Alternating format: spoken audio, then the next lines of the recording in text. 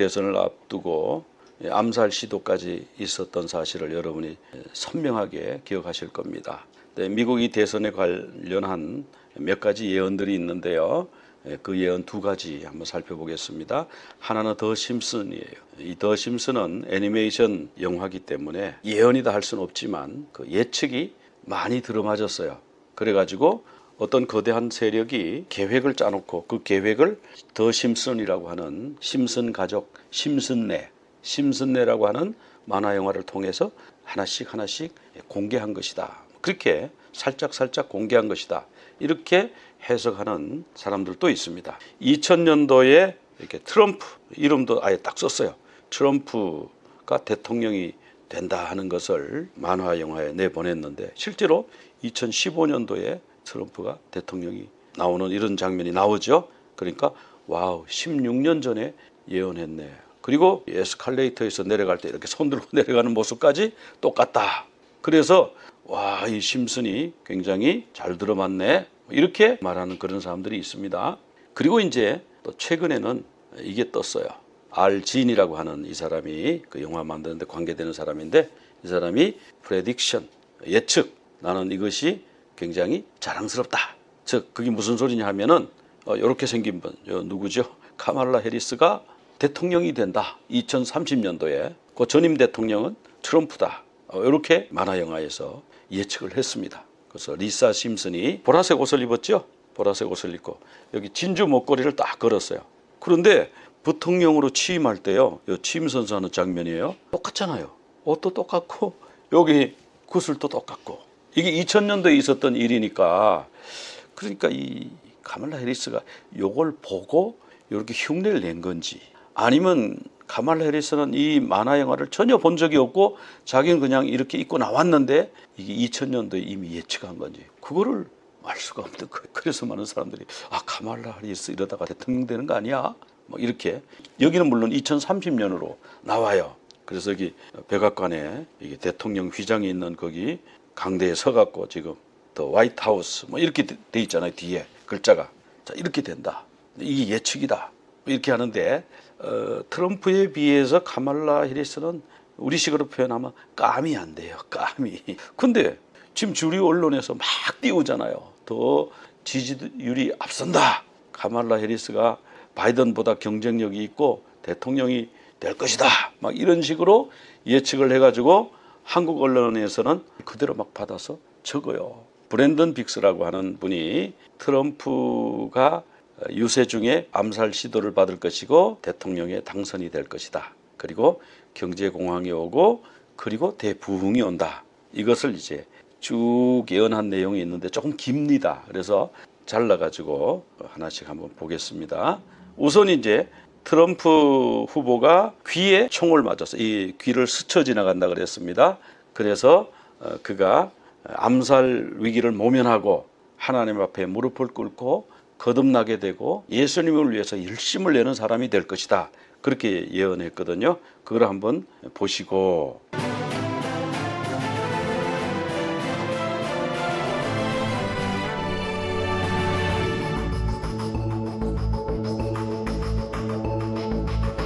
And I saw Trump rising up, and then I saw an attempt on his life.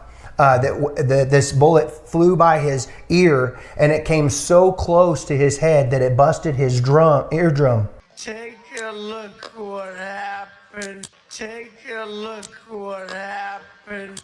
And I saw he fell to his knees during this time frame, and he started worshiping the Lord. He got radically born again during this time frame. I'm talking. People say he's saved now, but he becomes really on fire for Jesus, for what I saw coming. 여기 보면 take a look what happened.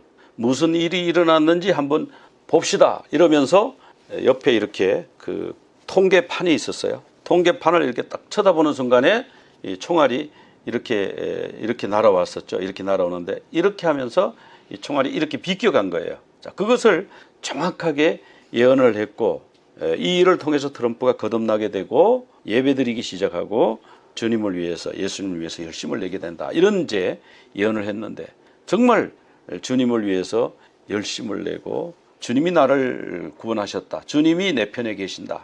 그렇지 않았더라면 나는 오늘 이 자리에 없었을 것이다. 그리고 전능하신 하나님의 은혜로 내가 이 자리에 서 있습니다. 이것을 전당대회 때 후보 수락기 연설하면서 이것을 자신이 고백했습니다. 그것도 한번 보시고요. I'm not supposed to be here tonight. Not supposed to be here. Yes, you are. Yes, you are.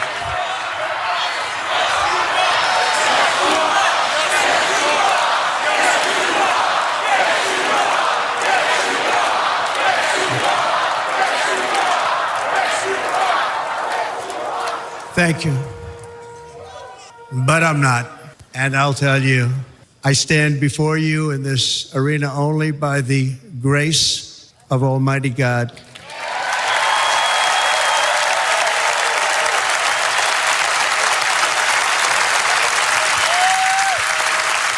자, 이러한 예언 후에 이제 이 트럼프 대통령이 거기에 대해서 하나님께 감사하고 신앙을 고백하게 되죠. 그가 진짜 거듭나서 그렇게 된 고백한 건지 그건 잘 모르겠어요. 그는 어쨌든 이 고백은 쉬운 고백이 아니에요. 정치인이 이렇게 대중 앞에 나와가지고 자기 신앙을 밝히는 거는요, 반대 쪽에 있는 사람들은 굉장히 싫어하는 내용이거든요. 그래서 이런 것을 자기가 개인적으로 믿지 퍼블릭하게 잘 공개를 안 하는데 자기 간증을 했어요. 그리고 이 브랜든 빅스 이분이 뭘 예언했냐 하면은 트럼프가 대통령이 된다, 당선된다. 무엇에 의해서? 애국 세력이 나온다 그랬어요. 애국 세력이 나와가지고 투표를 해가지고 선거에서 이긴다. 그렇게 말했습니다. 그리고 그가 이겨서 이제 백악관에 들어갔는데 그 이후에 대공황이 오는데 이때에 트럼프 대통령이 백악관 집무실, 오벌 오피스라고 나오는데 오벌 오피스가 백악관 집무실이잖아요. 이렇게 타원형으로 생겼잖아요. 그래서 오벌 오피스에서 무릎을 꿇고 손을 머리에 올리고 울면서 하나님 앞에 기도한다. 그리고 그 안에 뭐 상원 의원인지 장관인지 목사님들인지 모르는 그런 여러 사람들이 합심하여 중보 기도한다. 그렇게 나와요. 중보 기도하고 그러니까 그때 하나님의 임재가 강하게 느껴졌다. 이제 대부흥 운동이 일어나는 거예요. 이제 회개 운동이 있어야 대부흥 운동이 있겠죠. 그리고 하나님이 미국을 완전히 버리시거나 손뗀 것이 아니고 오히려 이것이 대부흥을 위한 시작이다. 이제 그런 얘기를 이분이 하고 있습니다. 한번 보겠습니다. I saw him winning the presidency, and then I saw him winning the election through the Patriots coming out and voting, and then there will be a great economy crash. I saw they had a great economy plan, a crash, worse than the Great Depression. And the Lord warned me about this. It would be a great dark time. And I saw Donald Trump praying in the office of the Oval Office, and he was weeping before the Lord with his hands on his head like this, but he was weeping. And they were interceding all inside there, and I could feel the presence of the Lord so strong on this. And then I could see that darkness that was the heaviness upon America with the financial crisis. The Lord said it would be forth a time of a season of a shaking, and it would be a shaking to awaken. And in this, this would basically that He was not done with America. There would be a great revival come, and it's not all doom and gloom. That's what He said. The sky's not falling. 네, 여기 보면 대각성, 각성 운동을 위한 쉐이킹, 진동이 오게 되고 그리고 대부흥이 온다. 그러니까 대통령 당선되고 경제 위기 오고 그 사람들이 기도하고 그러면 이제 각성 운동, 이 회개 운동이잖아요. 각성 운동이 일어나고 대부흥이 올 것이다. 이렇게 이제 예언을 그가 하고 있습니다. 우리가 지금 일곱 머리의 비밀을 살펴보고 있는데 이 일곱 머리의 비밀은 하나님이 세상을 어떻게 통치하시는가, 하나님의 세계 경영에 대한 말씀이기 때문에 지금 계속해서 살펴보고 있습니다. 바다에서 일곱 머리가 달린 짐승이 올라왔죠. 그 일곱 머리가 도대체 뭐냐? 그 일곱 머리는 여자가 앉은 일곱 산이다. 즉 일곱 산은 뭐냐 하면은 로마의 일곱 산이 있습니다. 그래서 이 로마를 다스리는 여자, 영적인 존재가 있다는 것이죠. 일곱 산은 일곱 왕이기도 하고 일곱 나라이기도 하다. 성경에서는 우리 주님이 초림하셨고 재림하시고 바벨론에 의해서 예루살렘 성전이 무너지고 디도 장군에 의해서 AD 70년에 로마에 의해서 예루살렘 성전이 무너지고 이렇게 반복해서 성취가 되는 거예요. 시간을 앞두고 먼저 보여주시고 이때 회개하지 않고 또 사람들이 잊어버리고 하나님을 배신하고 다른 데로 가면 다시 하나님이 보여주시고 이런 식으로 이게 반복되는 거예요. 그러니까 이게 로마에 대한 말씀이기도 하고 또 앞으로 다가올 미래에 대한 말씀이기도 합니다. 그래서 어떤 사람들은 이 일곱 산이라 그랬으니까 일곱 산은 일곱 왕이라고도 그러고 일곱 나라라고 그랬으니까 왕으로 해석할 경우에는 로마의 일곱 황제가 아니냐. 근데 로마가 역사가 엄청나게 길기 때문에 어디서부터 일곱 명을 뽑아야 될지 그 전혀 감을 잡을 수가 없어요. 그다음에 이 일곱 산을 이제 일곱 나라로 보는 거예요. 일곱 제국. 애굽, 아수르, 바벨론, 메데바사, 헬라, 로마 그리고 그 다음에 나타날 나라는 이름이 아직 안 나왔죠. 왜? 로마 때 이 계시록이 쓰여졌기 때문에. 근데 이 일곱 나라에 대해서 제국에 대해서 좀 살펴보면요. 근데 어떤 사람은 이렇게 얘기합니다. 미국 있잖아요. 미국이 마지막 시대에 적그리스도 나라라는 거예요. 그리고 트럼프가 적그리스도라는 거예요. 그 이번에 트럼프가 총 맞고 뭐 살아난 것도 봐라 이거 죽었다가 다시 살아난다 그랬지 않냐. 트럼프가 적그리스도 이렇게 얘기하는데 여기 미국은 아니에요. 왜 아니냐. 여기 나오는 이 제국들은요 전부 예루살렘을 점령했던 나라들이에요. 애굽도 이만한 나라를 통치했잖아요. 그 안에 예루살렘이 들어있었고 아수르 제국도요 밑에 애굽까지 쳐서 내려왔어요. 그러니까 당연히 이스라엘을 예루살렘을 점령했었고요. 그리고 다스렸습니다. 바벨론도 마찬가지예요. 바벨론도 예루살렘을 점령했을 뿐만 아니라 성을 다 무너뜨리고 성전에 불을 지르고 성전의 기구를 다 빼가고 바벨론 제국. 그러니까 이스라엘을 점령하고 다스렸던 나라를 들고 있는 겁니다. 그다음에 메데바사 제국이 있죠. 메데바사도 이집트까지 내려간 적이 있어요. 그러니까 예루살렘을 점령했던 거예요. 알렉산드라고 그러고 영어로는 헬라 말로는 알렉산드로스인데 그냥 이 파죽지세로 순식간에 보니까 세계 정복하는데요 몇 년 걸렸냐 하면은 11년 걸렸어요. 한 10년 만에 이 위쪽에 마게도니아라고 하는 조그마한 나라에서 거의 인더스강까지 있죠. 인더스강까지 정벌을 했어요. 이렇게 큰 나라를 만들어 놓고 31살 때 죽었잖아요. 후계자 없이. 그러니까 그 후계자들끼리 막 싸워가지고 네 나라로 나누게 됐는데 그 중에 제일 큰 나라가 이제 셀리오코스라고. 이 셀리오코스가 예루살렘에 와가지고 그 성전에다 제우스 신상 세우고 돼지 잡아가지고 제사 지내고 돼지 피를 성전에 바르고 성전을 모독했죠. 참남한 일을 하고 자기를 신이라고 그러고 이런 일이 있었어요.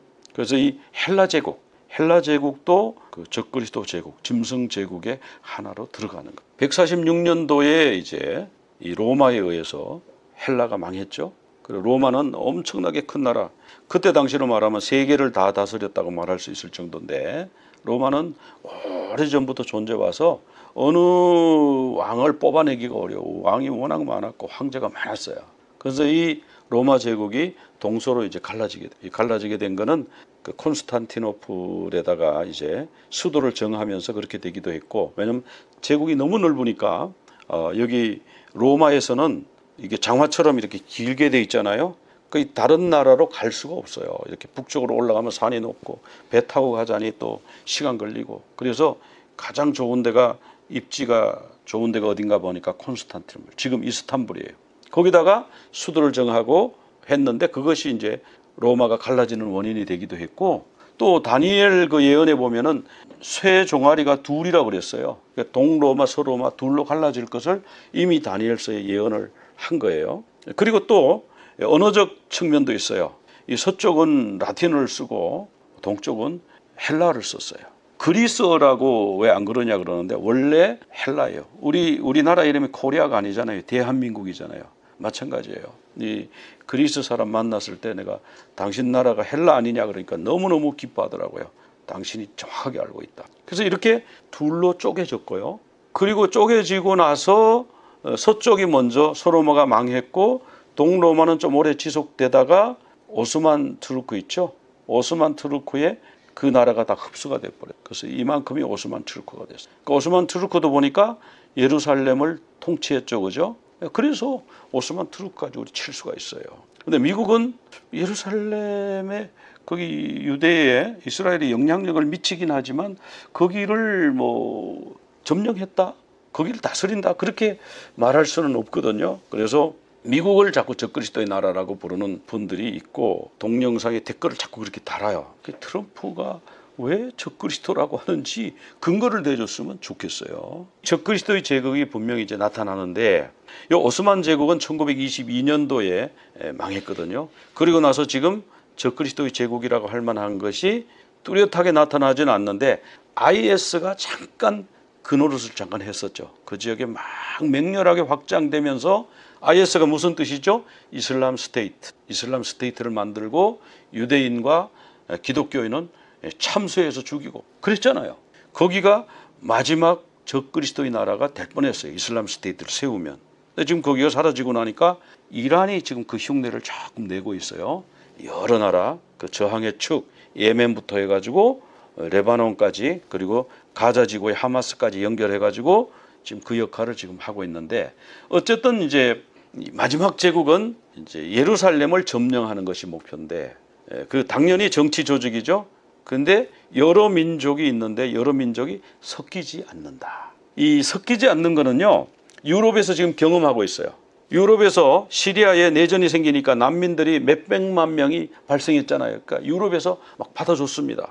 그래서 받아주고 첫째 그 휴머니즘 불쌍해서 인권 때문에 받아줬고 두 번째로 뭐냐면은 선진국은 노동력이 부족하잖아요. 아이들을 잘 안 낳잖아요. 그러니까 인구가 지금 자꾸 줄어들어가고 있고 젊은 사람이 없어서 노동력이 부족하니까 이 사람들을 받아들이면 값싼 노동력으로 나라가 부강할 수 있겠다. 그렇게 생각하고 쉽게 생각한 거예요. 그 다음에 이 사람들을 받아가지고 학교에서 교육을 잘 시키면 아주 건전한 국민이 될 것이다. 이렇게 생각하고 받아준 거예요. 근데 이 사람들 와가지고 일 안 합니다. 그 나라에서도 일 안 했고요. 여기 와서도 일 안 해요. 그 다음에 교육을 잘 시키면 자기 나라 국민 될 줄 알았는데 국민이 되기는커녕 자기들끼리 모여가지고요. 자기네들 이슬람 공동체를 만드는 거예요. 그렇게 하고 그 안에서 샤리아 법으로 다스리겠다는 거예요. 그러니까 국법이 있는데 국법대로 안 하고 샤리아 법으로 자기들은 살겠다. 섞이지 않아요.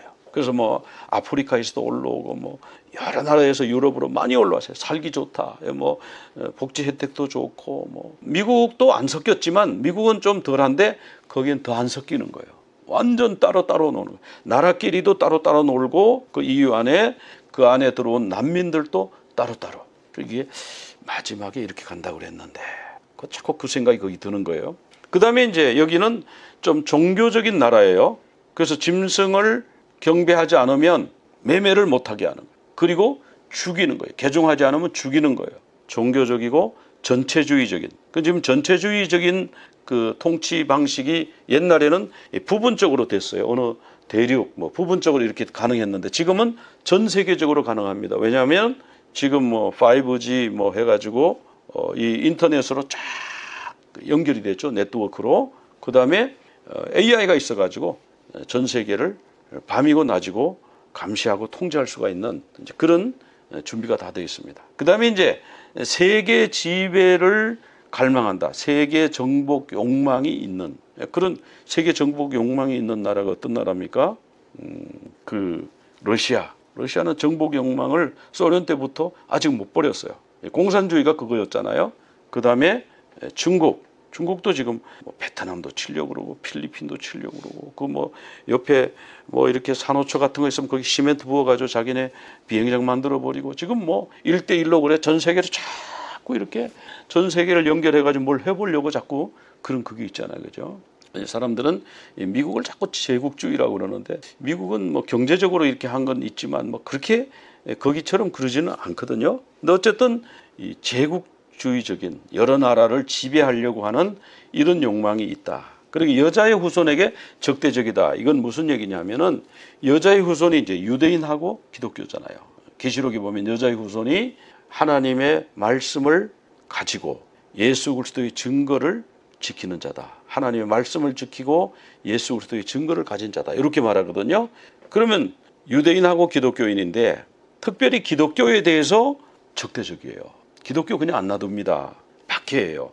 근데 이제 다음 주쯤 내가 얘기하려고 지금 생각 중인데, 이번 그 프랑스에서 올림픽 열렸잖아요. 올림픽 개막식이 가관이었어. 뭐 완전 그 적그리스도적인 그런 이미지를 올림픽 그 개막식에 선보였기 때문에 지금 많은 논란이 있거든요.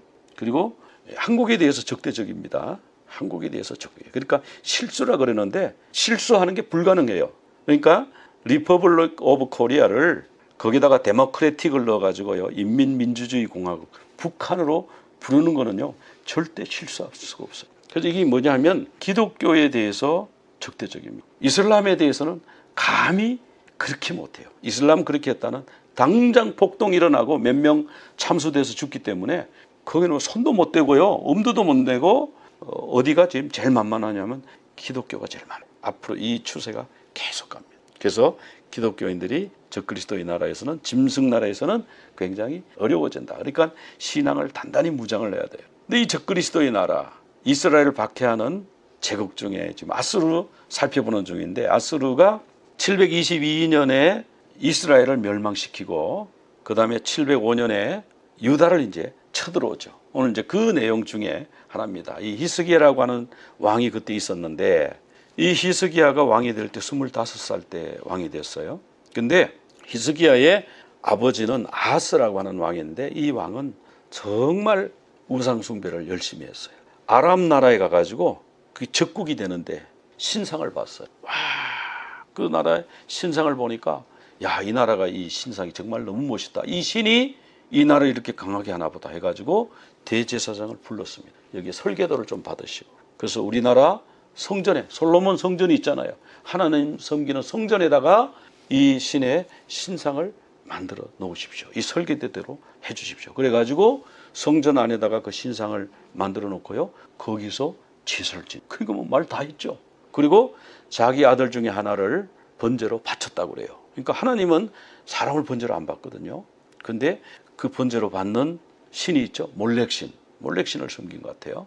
자, 이 정도로 우상 숭배 열심히 하고 나라가 엉망진창이 되고, 이런 상황에 이 히스기야가 왕이 돼 가지고 그가 제일 먼저 즉위하는 첫 달에, 첫 해 첫 달, 역대하 29장 3절에 보면은 첫째 해 첫째 달에, 자기가 즉위하고 그 달에 즉위하자마자 즉시 여호와의 전 문들을 열고 수리를 시작한 거예요. 제사장하고 레위인들을 모은 거예요. 우리 조상들이 잘못해서 나라가 이 지경이 됐습니다. 하나님의 진노를 받게 됐습니다. 그러니까 너희들 몸을 성결케 하고 하나님의 성전을 성결케 하고 이 더러운 것 우상들을 다 제거해 주세요.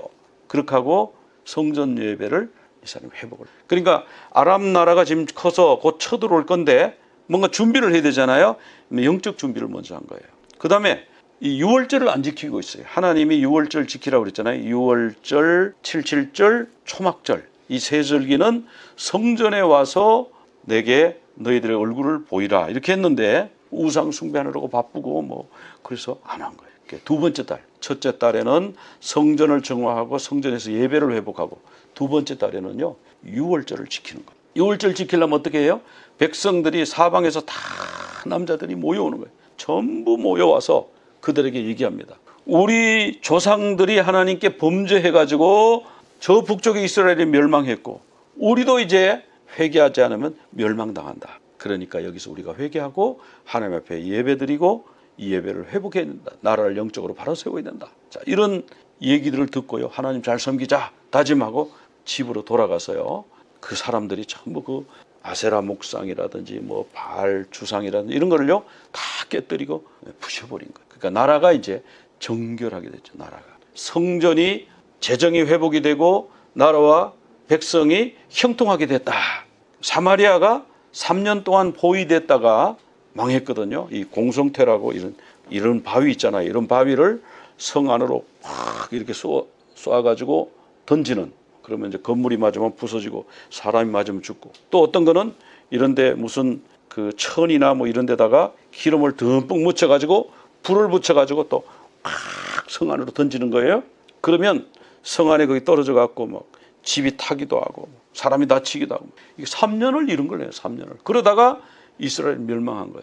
그러니까 이제 이 히스기야도 우리를 쳐들어오면 분명히 여기에 뭐 불도 집어던지고 바위도 집어던질 거니까 여기 성벽을 높이 쌓아라. 성벽에 무너진 데가 있는지 없는지 다 보고 그걸 전부 틈을 전부 메꾸고 보수하고 그 다음에 망대를 세우고 그리고 땅을 넓히고 그 다음에 이 수로를 만들었어요. 이 지하수로를 만들었는데 기온샘에서부터 실로암까지 여기 지하로 있어가지고 발견을 못해요.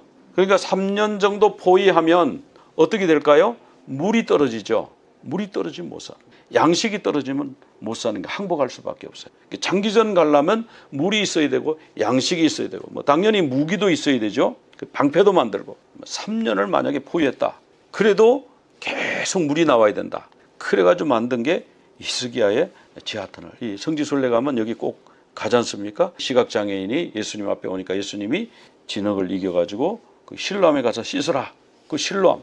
그 이제 이 히스기야의 수로 지하 터널의 출구라고 그럴까요? 그 입구예요.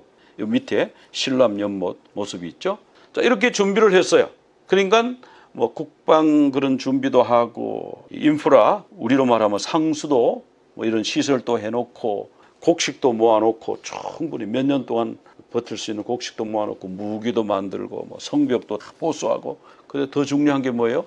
신앙적으로 신앙 회복을 하고 이렇게 했더니 이 아스르가요 침공을 하는 거예요. 그래서 이 히스기야가 도저히 싸워서 이길 승산이 없어서 은 300달란트하고 금 30달란트를 주고 참아달라. 우리가 조공을 바치게. 그래서 1차로 그 침공을 이제 해결을 했습니다. 물러갔어요. 근데 조공을 받았으면 서로 친선관계로 가야 되는데 안 되겠다.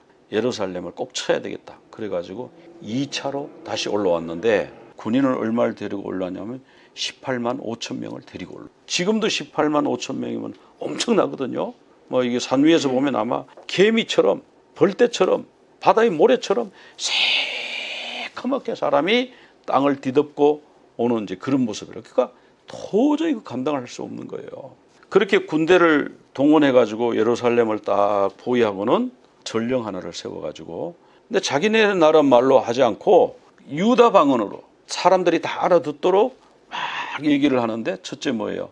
너희들은 항복하라. 안 그러면 다 죽는다. 우리가 너희들을 치러 온 거는 너희들이 믿는 여호와가 우리를 보낸 것이다.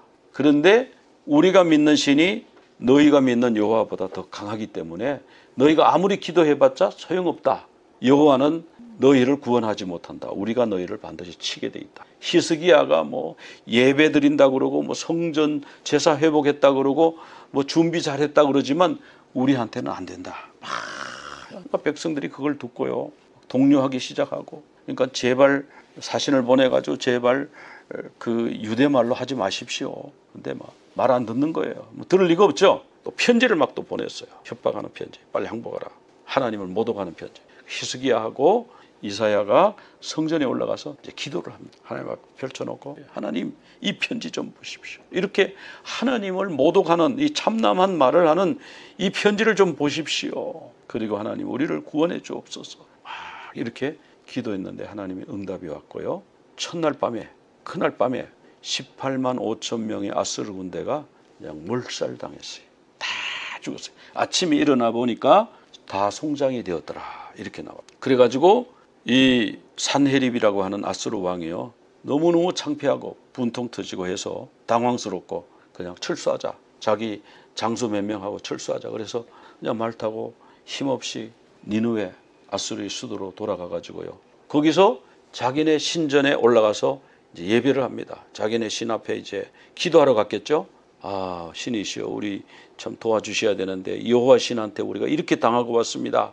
이렇게 기도할 때 다른 사람이 산헤립을 죽였다. 이렇게 성경에 기록이 돼 있어요. 그런데 이제 많은 사람들은요 이걸 안 믿어요. 하룻밤에 18만 5천 명이 죽는 것은 이거는 불가능하다. 인류 역사에 이렇게 죽을 수 없다. 뭐 1년에 걸쳐서 죽었다. 이거는 가능한데 하룻밤에 죽는 일은 불가능하다. 역사가들은 이 성경에 나오는 얘기를 자기들이 증명을 해줘요. 쥐들이 패스트균을 전염시켜가지고 흑사병으로 죽었다. 헤로도투스는 그렇게 말했고요. 그럼 요세푸스도 이렇게 말했어요. 하룻밤에 수많은 쥐가 나타나가지고 그때 무기가 다 나무잖아요. 전차도 나무로 만들었고 활도 나무잖아요. 활은. 그리고 창도 대는 나무죠. 칼도 손잡이는 나무죠. 그러니까 쥐가 수없이 많이 나타나갖고 나무를 다 긁어먹었다. 그리고 전염병으로 그 성을 공격하려고 하는 첫날 밤에 18만 5천 명이 죽었다. 요세푸스도 그렇게 성경 말씀을 증명해주고 있어요. 막 사람들이 안 믿어요. 아, 이건 신화야. 안 믿는데, 역사가들이 이렇게 이런 일이 있었다고 기록해도 안 믿는데 정말 하룻밤에 18만 5천 명이 죽는가.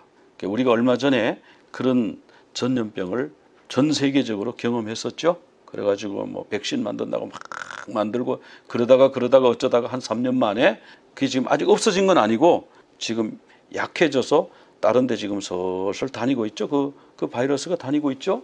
근데 중국에서요, 얼마 전에 여기 올해 있었던 일입니다. 올해 1월 달에 중국에서 이것도 우한이라네요. 우한 아시죠? 우한은 옛날에 그 바이러스 만들었던 실험실이 우한이잖아요. 그 우한에서 이걸 만드는 것 같아요. 네, 요 바이러스를 좀 변형을 하고 쥐로 실험을 했는데 쥐를 휴머나이즈드라고 그래요. 휴머나이즈드 마이스 그랬잖아요. 그러니까 사람 비슷하게 유전자를 좀 고친 쥐에다가 이거를 딱 접종을 했더니 100% 죽어. 100%. 눈이 하얗게 돼서 100% 죽어. 그러니까 지금요, 우리가 얼마 전에 나왔던 그 질병이요, 이렇게 변이를 일으키면 그냥 걸리는 쪽쪽 다 죽는 질병으로 바뀔 수도. 저는 그 18만 5천 명이 하룻밤에 죽은 거는 피부병은 아닌 것 같아요. 피부병은 이렇게 생기는데도 오래 걸리지만 피부병끼리 이렇게 묻어갖고 옮기려고 그러면 18만 5천 죽으려면 1년도 더 걸리겠죠. 근데 뭐가 가장 빠를까요? 호흡기. 이 폐에 걸려가지고요, 이게 숨 쉴 때, 숨 안 쉬면 죽잖아요. 숨은 계속 쉬게 돼 있는데 숨 쉴 때마다 균이 퍼지면은 하룻밤에 다 죽죠. 치사율 100%면 다 이렇게 될 수 있어요. 그래서 이것이 의학적으로 가능하다. 그렇게 생각을 저는 하고요. 그 다음에 요건 뭐냐면 H5N1이라고 요 조류독감 중에 하나인데, 최근에 요 조류독감이 지금 계속 유행을 하고 있는데 치사율이요 52%래요. 요 조류독감에 걸리면 사람이 절반이 좀 넘도록 죽습니다. 그러니까 2명 걸리면 1명이 죽어요. 이거 엄청나게 무서운 거죠. 하나님이 손 안 대고 이런 재앙을 통해서 그냥 하룻밤에 그 목숨을 걷어가실 수도 있는 거예요. 뭐 그게 된다 안 된다, 아니 지금 되는 걸 지금 보여주고 있잖아요. 지금 중국에서 만들었다 그러고 지금 실제로 퍼지는 게 치사율이 100배짜리 52%, 2명 중에 1명이 죽는 이런 게 지금 퍼져서 가고 있는 거예요. 그런데 그것을 아직 우리가 두려워할 단계는 아니고요. 그것이 이제 세액에서 젖소 같은데 이렇게 전염이 돼서 젖소에서 사람에게로 전염된, 그렇게 된 것이 지금 800명인가 몇 명이 나왔어요. 그래서 절반이 죽었어요. 근데 사람 대 사람으로 전염되면 이게 이제 감당을 못 합니다. 아직 사람 대 사람으로 전염되는 것은 아직 아니다. 근데 그렇게 될 가능성이 매우 높기 때문에 시간 문제다. 계시록에 보면 그런 일이 또 있어요. 그때는 18만 5천 명이 아니고요, 짐승 군대가 전부 중동의 유프라테스 강을 건너가지고 무기또 아마겟돈에 모인다고 그랬잖아요. 그 쫙 모여서 하나님을 대적하고 예루살렘을 멸망시키기 위해서 막 준비하고 으쌰으쌰 하나님을 모독하는 그런 일이 막 생겼을 때 예수님이 쫙 재림하시잖아요. 재림하는데 예수님이 손 안 대고, 그 성경에 보면 계시록에 보면 이들이 진압이 되는데 막 맞붙어가지고 싸우더라, 뭐 전차가 동원되더라, 뭐 총을 쏘더라, 이런 말이 없어요. 흰말 타고 재림하시는 예수님과 군대와 전쟁을 일으키다가 어떻게 됐어요? 그 짐승이 잡히고 거짓 선지자도 잡히고 산채로 유황불 붙는 못에 던져지고 나머지는 어떻게 됐어요? 한꺼번에 몰살당하는. יברכך אדוני ואיש מלך יאה אדוני פניו אליך והוניקה יישא אדוני פניו אליך